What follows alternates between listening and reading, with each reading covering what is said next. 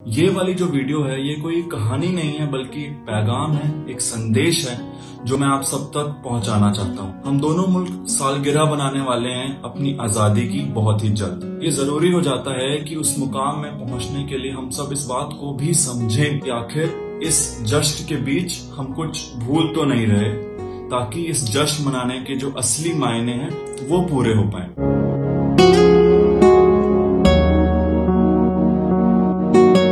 आपको एक शब्द बताना पड़ेगा और वो शब्द है गरीबी, मुफलिसी, गुर्बत।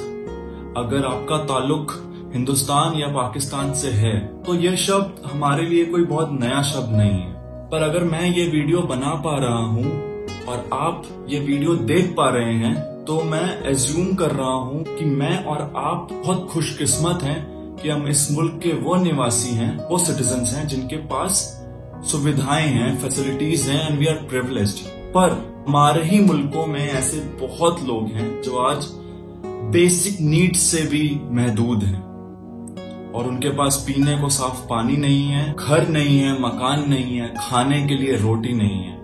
और जब हम अपनी आजादी का जश्न मनाएं, हम इन चीजों को याद रखें और इनको भूल ना जाएं। कि मैं जब कराची में था वहां पे मुझे कुछ लड़के घुमाने लेकर गए एक जगह है चाय शाय करके कराची में। ये वहां का कूल स्पॉट है। वहां पर मैंने देखा कि एक बड़ी सी गाड़ी आई, यहाँ पे एक साहब बैठे हुए थे। एक छोटा बच्चा, रात के करीब 1-1:30 बज रहे होंगे, वो अपने तेल मालिश वाला जो पूरा सेटअप था उसको लेकर घूम रहा था।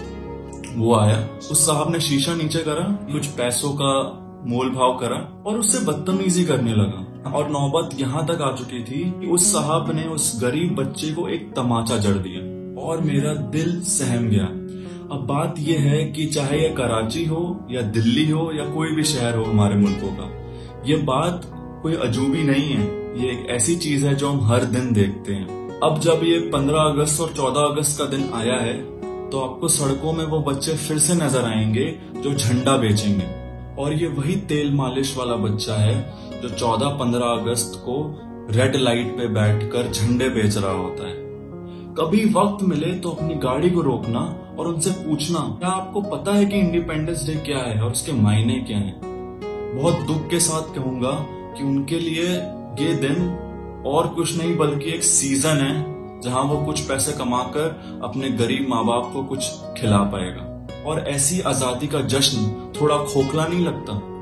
वह बच्चे जिनकी हालत इतनी खराब है कि उनके कपड़े फटे होते हैं, सर पर चोट होती है, भूख से आंखें बाहर आने को होती हैं, वो बच्चे झंडे बेच रहे होते हैं। अपने देश पर गर्व होना चाहिए सबको, पर सिर्फ इंडिया या पाकिस्तान के मैच जीतने पर शराब पीते हुए भारत का झंडा उठाकर अगर आप चिल्लाते हैं और सोशल मीडिया में पोस्ट कर देते हैं यस वी वॉन, तो दोस्त वो असली जीत नहीं है।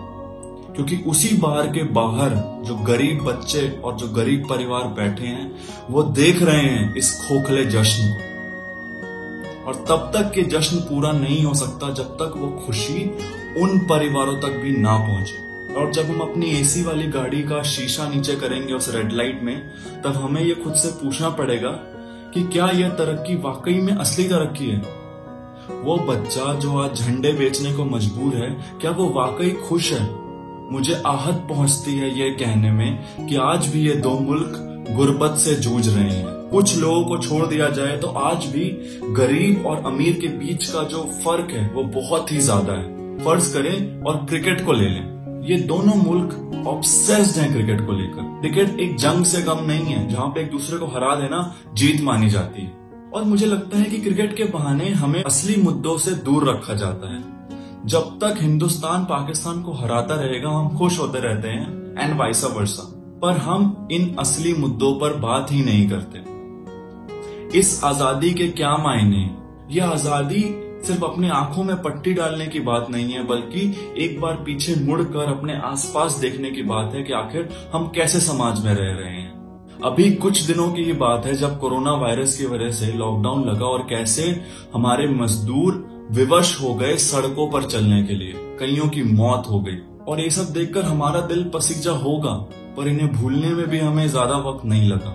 और एक बात यह है कि कहीं ना कहीं अगर हम अपने भीतर झांक कर देखें, हमारा समाज बदतमीज होता जा रहा है, मतलबी होता जा रहा है और हमारे अंदर सेंसिटिविटी जो कहते हैं वो बहुत कम होती जा रही है। मेरी यही गुजारिश है आप सबसे कि सिर्फ अपना नहीं बल्कि अपने आसपास के लोगों का भी ख्याल रखें, तभी आजादी असल मायनों में आजादी होगी। आखिरकार हर इंसान जो है वो हमारे ही देश का हिस्सा है, हमारे ही मुल्क का हिस्सा है, और अगर हम सबकी तरक्की नहीं होगी तो इस मुल्क की तरक्की नहीं हो सकती। हम आज जितना मर्जी जीडीपी का ढोल पीट लें, जब तक हम सब अच्छे से नहीं रह पाए इस आजादी के मायने पूरे नहीं होते।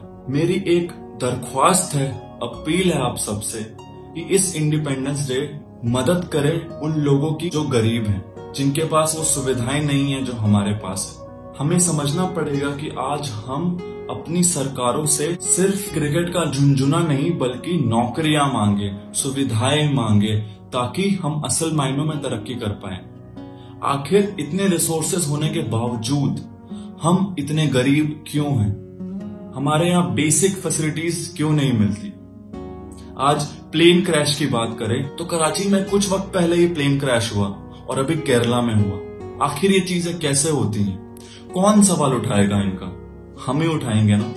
तो ये बहुत जरूरी हो जाता है कि हम मूलभूत सुविधाओं पर बात करना शुरू करें। एक चीज जो बहुत कॉमन है दोनों मुल्कों में, और वो ये है कि हम लोग बहुत ही भावुक लोग हैं। We are very emotional people. हम दिल से ज्यादा सोचते हैं। We are very passionate, which is a good thing.